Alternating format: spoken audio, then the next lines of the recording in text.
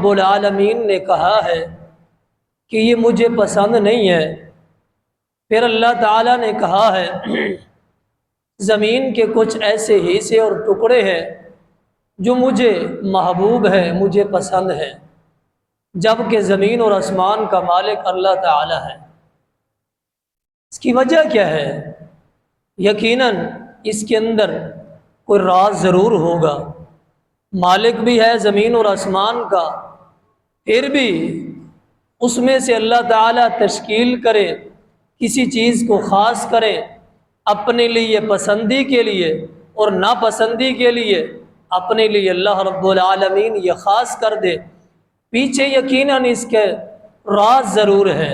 وہ کیا راز ہے؟ سنیے، حدیث صحیح بخاری کے اندر، صحیح مسلم کے اندر درج ہے، فرمایا کہ تحب البلاد الی اللہ مساجدہا، زمین کے اوپر جس ٹکڑے کے اوپر، زمین کے جس حصے پہ مسجد بنا دی گئی ہے، میرا گھر بنا دیا گیا ہے، وہ حصہ، وہ زمین کا ٹکڑا مجھے محبوب ہے، مجھے محبوب ہے۔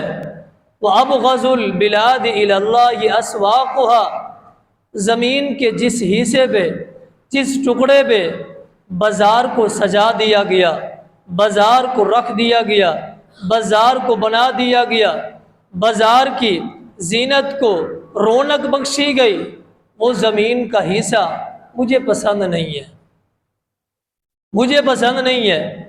اس کی وجہ کیا ہے؟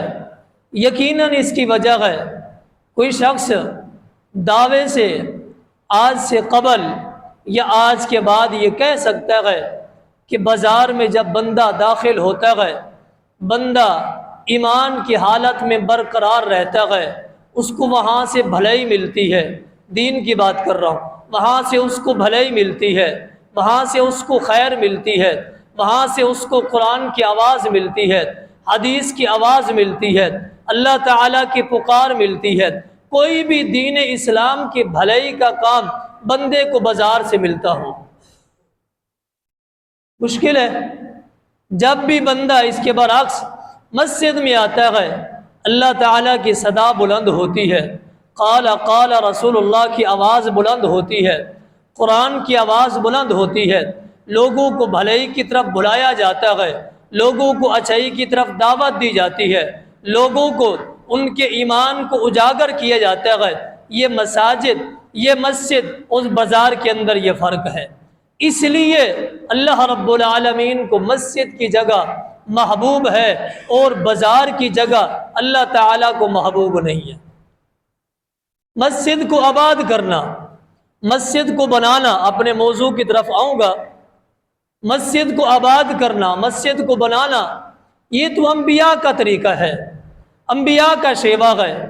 آئیے دیکھیے، سلیمان علیہ السلام نے مسجد اقصی کو بنایا ہے، انبیاء کا طریقہ ہے مسجد کو آباد کرنا اور مسجد کو بنانا۔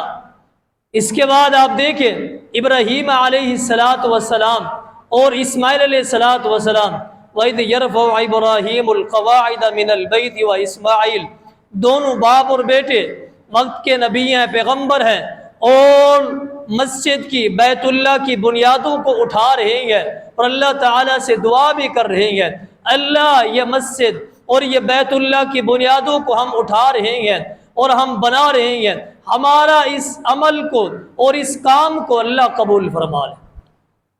مسجد کو بنانا یہ تو انبیاء کا طریقہ ہے، انبیاء کا شیوا ہے۔ مسجد کو آباد کرنا یہ بھی انبیاء کا دستور ہے۔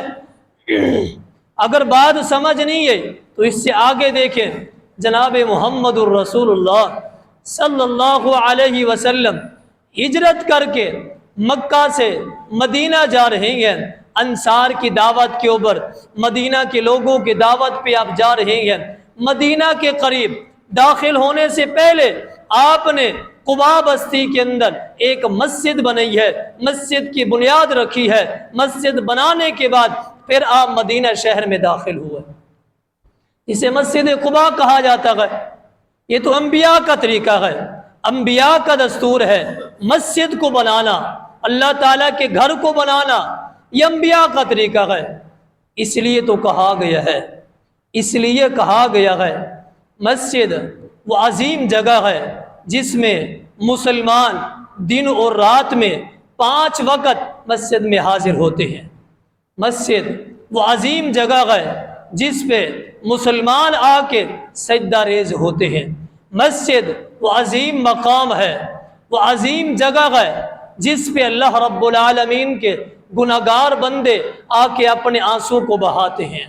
مسجد ایسا مقام ہے، ایسی جگہ ہے، اور یہ وہ مقام ہے جو کافر اور مسلمانوں کی سوسائٹی میں فرق کرنے کا ایک سبب ہے، وہ مسجد ہے۔ مسجد وہ عظیم جگہ ہے، وہ عظیم جگہ ہے جو مسجد میں آتا ہے مسلمان اہل ایمان، وہ آ کر اللہ رب العالمین کا مہمان بن جاتا ہے۔ اللہ تعالی جنت سے اپنے اس مہمان کی میزبانی جنت سے کرتے ہیں۔ تبھی تو اللہ کے رسول صلی اللہ علیہ وسلم نے فرمایا تھا، لوگوں جب مسجد میں آیا کرو کچھ نہ کچھ کھا پی کے جایا کرو، کچھ نہ کچھ کھا پی کے جایا کرو۔ صحابہ کرام نے آگے سے جواب دیا، اے اللہ کے رسول صلی اللہ علیہ وسلم، کھانے پینے کے لیے تو کچھ نہیں ہے، پیٹ بھرنے کے لیے بظاہراً تو کچھ نظر نہیں آتا، فروٹ بھی نہیں ہے، کھانا بھی نہیں ہے، کچھ بھی نہیں ہے۔ آپ نے فرمایا کہ سبحان اللہ، الحمدللہ، اللہ اکبر، لا الہ الا اللہ، یہ پڑھ لیا کرو، تمہارے لیے اللہ رب العالمین جنت سے میزبانی کرتے ہیں۔ تبھی تو کھا پی لیا کرو کچھ نہ کچھ۔ یہ مسجد جس سے آج کا مسلمان، یہ 14ویں صدی کا مسلمان، جس مسجد کے لیے اسے کہا جائے آپ مسجد میں آئے، لاسٹ ٹائم مسجد میں کب ہے؟ کہا جمعے کو آیا تھا، جمعے کو آیا تھا، باقی دن ٹائم نہیں ملا۔ وہ کون ہو؟ مسلمان ہو؟ کافر سمجھتے ہو؟ مسلمان ہو؟ مسجد میں لاسٹ ٹائم کب آئے تھے؟ جمعے کو آیا تھا۔ کافر سمجھتے ہو؟ مسلمان ہو؟ کہتے نہیں کہتے، ایسے ہی کہتے ہیں۔ کافر سمجھ رہے ہو؟ مسجد میں نہیں آتے ہیں، جمعے آتے ہیں۔ لاسٹ ٹائم کب آئے تھے؟ عید الفطر بھی آئے تھے، رمضان والی عید بھی آئے تھے، باقی ٹائم نہیں ہے۔ اور کافر سمجھتے ہو؟ مسلمان ہیں ہم، مسجد میں عید کے آتے ہیں، ہم ایسے ہی کہتے ہیں۔ اب کیا کہیں؟ جو شخص مسجد کی طرف آتا ہے، حدیث میں ہے اس بندے کے ایمان کی گواہی دے، ایمان کی۔ اگر وہ جمعے کے دن آتا ہے، اس حدیث سے استدلال کر رہا ہو، یہ میرا استدلال ہے، صحیح لگے تو لے لینا، نہیں صحیح لگے تو یہ حدیث نہیں ہے، میری بات ہے، غلط بھی ہو سکتی ہے، صحیح بھی ہو سکتی ہے۔ جو شخص جمعے کو مسجد میں آتا ہے، اس کے ایمان کی گواہی بھی یہی دے کہ یہ جمعے کا ایک نمازی ہے، اور اس کا ایمان جمعے کے دن جاگتا ہے، آگے پیچھے یہ مومن نہیں ہے۔ اگر وہ مسجد میں عید والے دن آتا ہے تو کہ فرض بھی نہیں ہے، فرض بھی نہیں ہے، یا وہ آتا ہے اتفاق سے کوئی فوت ہو جائے جنازے کے لیے آتا ہے، جو کہ فرض بھی نہیں ہے۔ نماز جنازہ کے لیے باہرلے ملک سے سفر کر کے آیا ہے، میں نے جنازہ پڑھنا ہے، باہرلے ملک سے سفر کر کے آیا ہے، 2 قدم کے فاصلے پہ مسجد ہے، فرض کے لیے نہیں آتا ہے، جنازہ فرض کفایہ ہے۔ میرا دوست اتنا لمبا سفر کر کے پیسے لگا کے، دولت لگا کے، وقت لگا کے آیا ہے فرض کفایہ کے لیے، اگر وہیں سے دعا بھی کر دیتا تو تیرے لیے کافی تھا، کیونکہ فرض کفایہ ہے، فرض ہے۔ 2 قدم کے فاصلے پہ مسجد ہے، 7 اذان بھی آتی ہے، نہیں آتا، پھر کہتے ہیں کافر سمجھتے ہو، اور کلمہ طیبہ لکھ کے آپ کے گلے میں ہار ڈالیں۔ ایمان کی گواہی حدیث کے مطابق یہی ہے، مسجد میں آئے تو اس کی ایمان کی گواہی دے۔ یہ انبیاء کا دستور ہے، مسجد کو آباد کرنا، مسجد کو آباد کرنا، مسجد کو بنانا انبیاء کا دستور ہے۔ آئیے دیکھیے، اس سے آگے چلیے، یہی مسجد ہے۔ اگر کوئی شخص کوئی شخص مسلمان ہے یا غیر مسلم ہے، مسجد سے روکتا ہے، مسجد میں آنے نہیں دیتا، تو پریشان نہیں ہونا۔ اپنے موضوع کی طرف آ رہا ہوں۔ ہمارا موضوع یہی ہے کہ مسجد انقلاب سر چشمہ ہے۔ جو شخص یہاں آتا ہے وہ کچھ نہ کچھ پی کے جاتا ہے، ایسے نہیں جاتا۔ بازار میں جاتا ہے کچھ نہ کچھ کھو کے جاتا ہے، مسجد میں آتا ہے کچھ نہ کچھ سرشاب ہو کے جاتا ہے۔ یہ ہے بازار اور مسجد کا فرق۔ میرا دل تو بازار میں لگتا ہے، بازار نہ جاؤ وقتی پاس نہیں ہوتا، مسجد میں نہ جاؤ سکون ملتا ہے۔ یہ مسلمان اور غیر مسلم کا فرق ہے۔ یہ اپنے سوسائٹی کی اور اپنے معاشرے کی ترجمانی کر رہا ہوں، حقیقت ہے، اور میری یہ ایک دل کے اندر یہ سزا جو دکھ ہے یہ اس کی آواز ہے۔ اگر کوئی روکتا ہے، یہ ابھی کی بات نہیں ہے، مسجد سے روکنے والے تاریخ کا اگر مطالعہ کرتے ہیں پہلے بھی پیدا ہو چکے ہیں۔ جناب محمد الرسول اللہ صلی اللہ علیہ وسلم نماز پڑھنے کے لیے مسجد میں جاتے ہیں، لوگ روکتے ہیں، خواتین روکتی ہیں اور ایسے اسباب پیدا کرتے ہیں، اونٹ کی اوجری اتار کے، انتنیاں نکال کے۔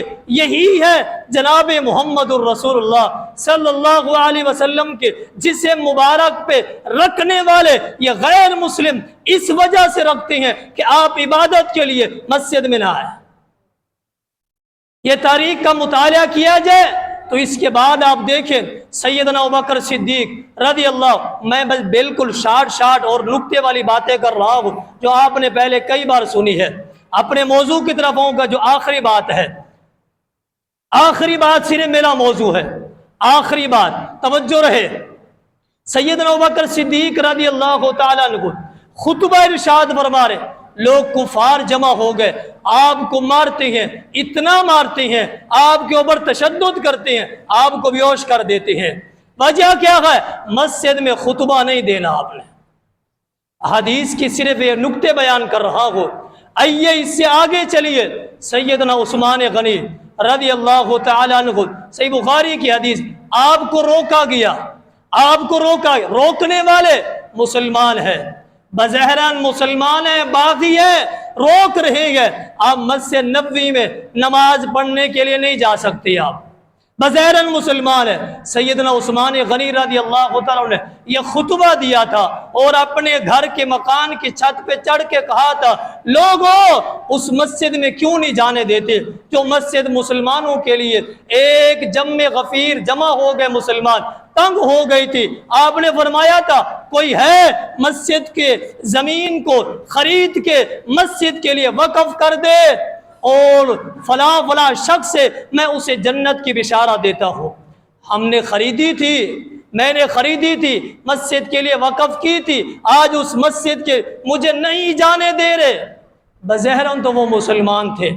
یہ تاریخ دہرا رہا ہوں، اگر آپ کو مسجد میں جانے کے لیے روکا جاتا ہے سمجھ لیں بظاہراً وہ مسلمان ہے، اندر سے منافق بھی ہے، وہ شیطان بھی ہے، وہ غیر مسلم بھی ہو سکتا ہے، کچھ بھی اسے کہا جائے جو مسجد کے اندر آنے سے روکے۔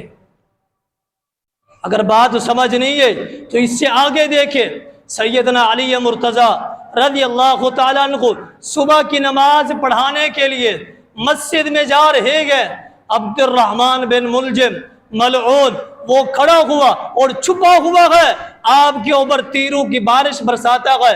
عبد الرحمن بن ملجم کون تھا؟ قرآن کا حافظ تھا، مسلمان تھا، قرآن کا حافظ تھا، لیکن کس پہ تیر چلے؟ شیر خدا سیدنا علی مرتضیٰ رضی اللہ تعالیٰ، اس لیے مسجد میں نہ جائے، عبادت سے روک رہا ہے۔ یہی صورتحال ہے۔ اگر بات سمجھ نہیں ہے تو اس سے آگے دیکھیں، شریعت کے اوپر کئی ایک ایسے حکمران، کئی ایک ایسے بڑے بڑے عہدے والے گزرے ہیں جو شریعت کے اوپر چلنے کے لیے پابندی لگا دیتے ہیں، شریعت کو چینج کرنے کے لیے پابندی لگا دیتے ہیں اور تلوار کی زور پہ فتویٰ لیتے ہیں، ایسے بھی ہیں اگر یہ بات آتی ہے تلوار کی زور کے اوپر پریشان نہیں ہونا، یہ تاریخ پہلے بھی دہرائی گئی ہے، لیکن ہم نے استقامت اختیار کرنی ہے۔ وہ کون ہیں جنہیں تلوار کے زور پہ فتویٰ لینا چاہا، دین اسلام کو تبدیل کرنا چاہا؟ امام مالک رحمہ اللہ تعالی چوٹی کے محدث ہے، وقت کا حکمران، وقت کا خلیفہ، یہ حکم جاری کرتا ہے، اے امام مالک رحمہ اللہ تعالی یہ فتویٰ دے کہ جبری طلاق حلال ہے، فتویٰ دے جبری طلاق حلال ہے۔ سارے لوگوں نے، باقی دیگر علماء نے فتویٰ دے دیا، آپ فتویٰ دے جبری طلاق حلال ہے۔ کہا نہیں ہو سکتا، شریعت کے اندر جبری طلاق حرام ہے، حلال نہیں ہے، جائز نہیں ہے، ناجائز ہے، امام مالک فتویٰ نہیں دے سکتا۔ آپ کو بہت ساری تکلیفیں دی گئی، اتنا تکلیفیں دی گئی، آپ کے جسم کے اوپر اور سطر کو چھپا کے آپ کے جسم کا لباس اتار دیا گیا، آپ کو گدھے پہ بٹھا دیا گیا، اور آپ کی گردن کے اندر ایک جوتیوں کا بنایا ہوا ہار ڈالا گیا، اور آپ کے چہرے کو کالک کے ساتھ ڈھک دیا گیا، اور بازار کا چکر لگوایا گیا، سزا دے رہے ہیں۔ اس وجہ سے سزا مل رہی ہے کہ آپ فتویٰ دیں جبری طلاق حلال ہے۔ کہا شریعت کو نہیں چینج کر سکتا، نہیں فتویٰ دے سکتا، جبری طلاق حرام ہے۔ آپ نے تکلیف دینی ہے، بازار میں ذلت و خواری کروانی ہے، میری پگڑی کو اچھالنا ہے، وقت کا حکمران ہے، مجھے برداشت ہے، مجھے قبول ہے، لیکن فتویٰ نہیں دوں گا۔ امام مالک یہ کہتے تھے، عارف عارف من لم یعرف، لوگوں سن لو، جس نے مجھے پہچان لیا، جب بازار میں داخل ہوئے جس نے مجھے پہچان لیا، جس نے نہیں پہچانا، انا مالک بن انس، میں مالک بن انس ہوں، مجھے سزا دی گئی ہے اس وجہ سے کہ وقت کا حکمران کہتا ہے جبری طلاق کا فتویٰ دے حلال ہے، شریعت کے اندر حرام ہے۔ پریشان نہیں ہونا، اندر چھپا ہوا منافق بھی ہو سکتا ہے، شیطان بھی ہو سکتا ہے، غیر مسلم بھی ہو سکتا ہے، اس کی سازش بھی ہو سکتی ہے، لیکن استقامت ایک مومن کا شیوا ہے، مومن کا تمغہ ہے، مومن کا سہرا ہے۔ استقامت کو مومن کبھی بھی نہیں چھوڑتا۔ بات سمجھ نہیں ہے تو اس سے آگے دیکھیں، امام احمد بن حنبل رحمہ اللہ تعالی چوٹی کے محدث ہے، چوٹی کے محدث ہے، وقت کا حکمران، ان کو سزا دیتا ہے۔ 5 پشتے حکمرانوں کی تبدیل ہوئی، 5 پشتے، 5 حکمران چینج ہوئے، سزا دیتے ہوئے امام احمد بن حنبل کو۔ ایک حکمران کی، ایک حاکم کی مدت ختم ہوئی، دوسرا آیا سزا دی، تیسرا آیا سزا دی، چوتھا آیا سزا دی، 5واں آیا سزا دی، مدت پوری کرتے رہے، امام احمد بن حنبل رحمہ اللہ تعالیٰ کو سزا دیتے رہے۔ معمولی بات نہیں ہے، صرف ہم نے اپنے کانوں سے سن لیا۔ دین اسلام اتنا آسان نہیں ہے، باہر بیٹھ کے اللہ غفور الرحیم ہے، بس جو ہوگا آگے ہوگا، اتنا آسان دین ہے۔ یہ شیطان ہے جس نے روکا ہے، یہ منافق ہے جس نے آپ کو روکا ہے مسجد میں آنے کے لیے، یہ ایک غیر مسلم ہے جو چھپا ہوا ہے، اس نے مسلمان کا لبادہ اوڑھا ہوا ہے، پہچانے اسے پہچانے۔ دنیا کی ساری چیزیں پہچان لیتے ہیں۔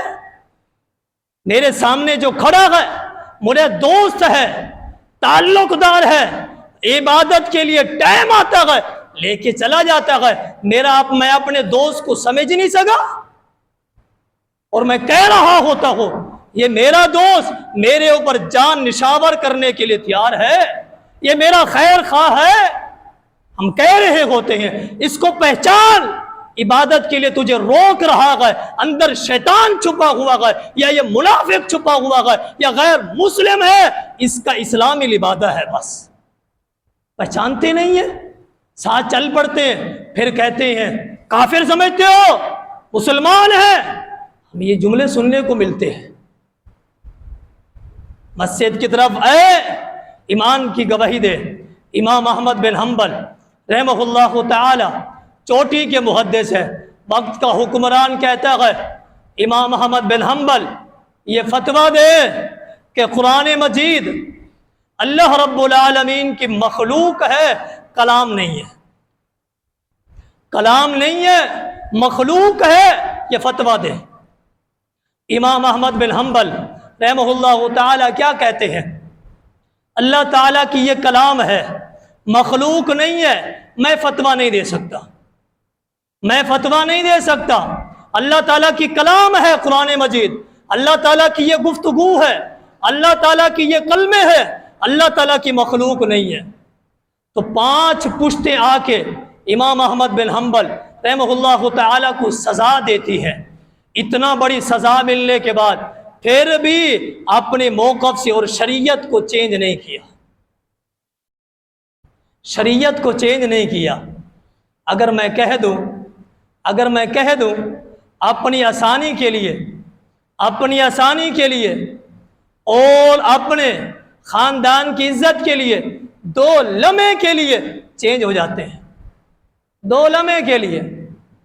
دین اسلام کے اوپر چلنا اتنا آسان ہوتا تو کبھی بھی یہ حدیث نہ آتی۔ دین اسلام کے اوپر چلنا اتنا آسان ہوتا یہ حدیث کبھی بھی نہ آتی۔ الدنیا سجن المؤمن و جنت الکافر، یہ کبھی حدیث نہ آتی اگر دین اسلام پہ چلنا اتنا آسان ہوتا۔ سمجھیے دین اسلام کو، شریعت کو سمجھیے۔ آئیے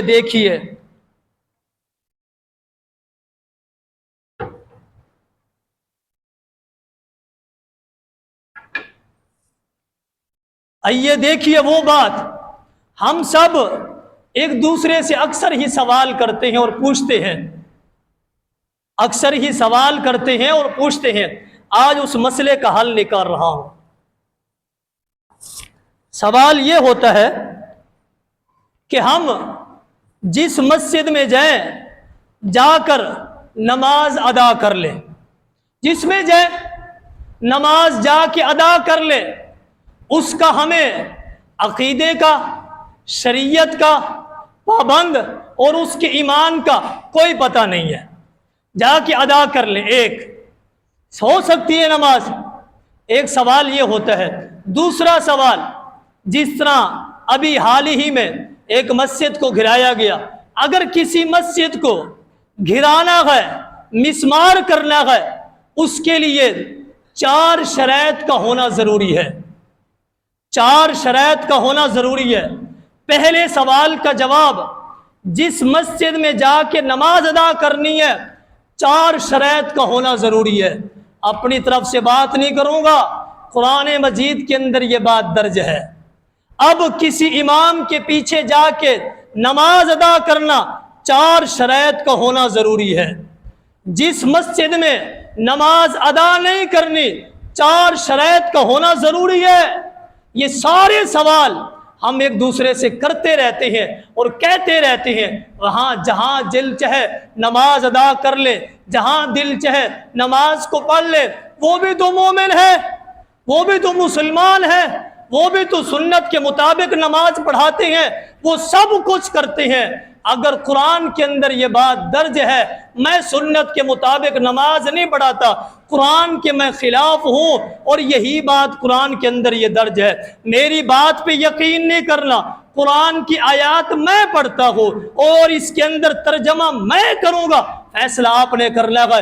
اور ان الفاظوں پہ آپ غور کر کے جائیں، جس مسجد میں نماز پڑھنے جا رہے ہیں، آیا کہ ان 4 شرائط کے اوپر یہ مسجد اتر رہی ہے، میں منع نہیں کر رہا، یہ یاد رکھنا، میں کسی مسجد میں نماز پڑھنے سے منع نہیں کر رہا، میں آپ کو قرآن سنا رہا ہوں۔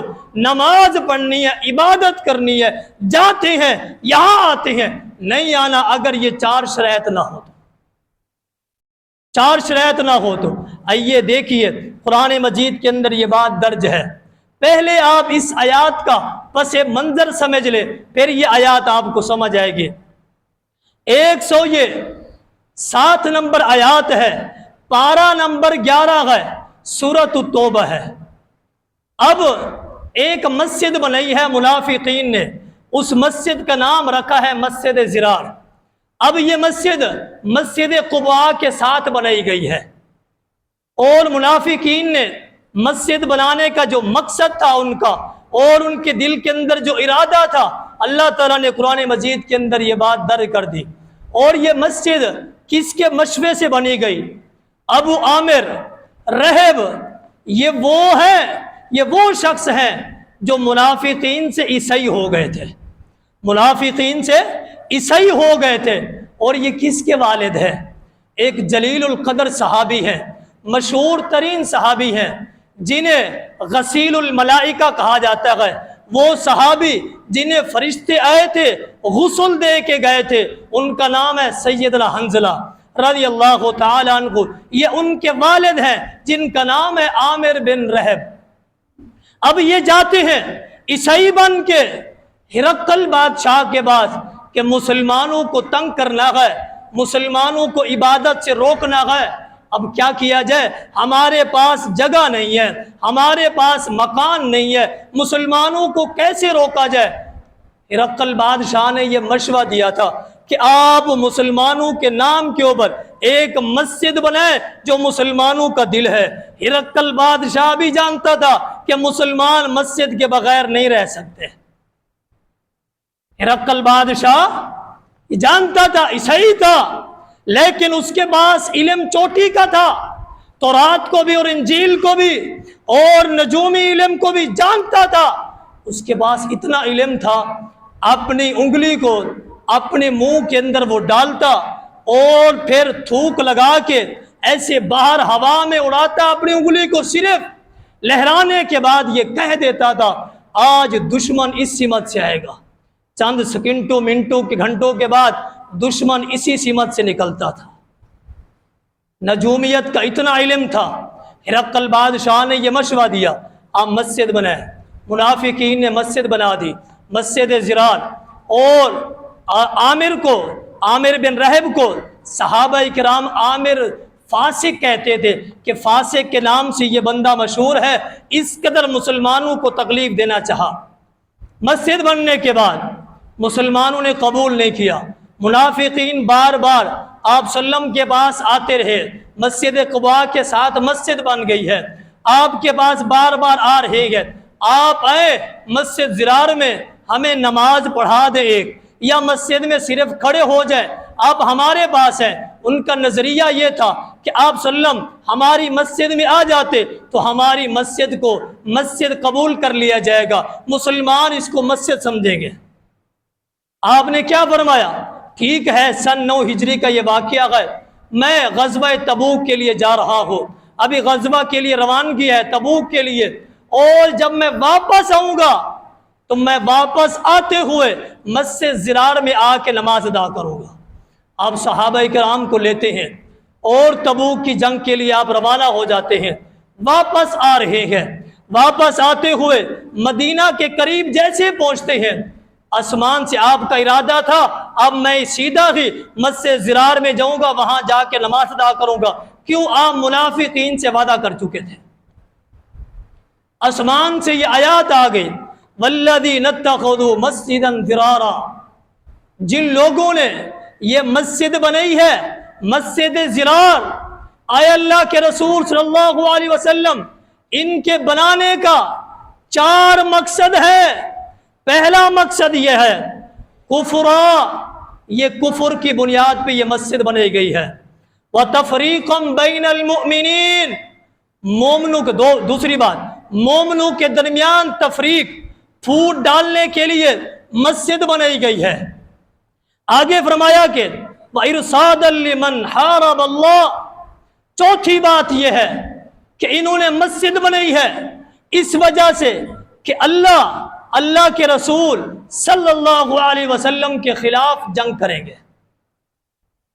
اب یہ آپ کے پاس آئے ہیں، کیا کہہ رہے ہیں؟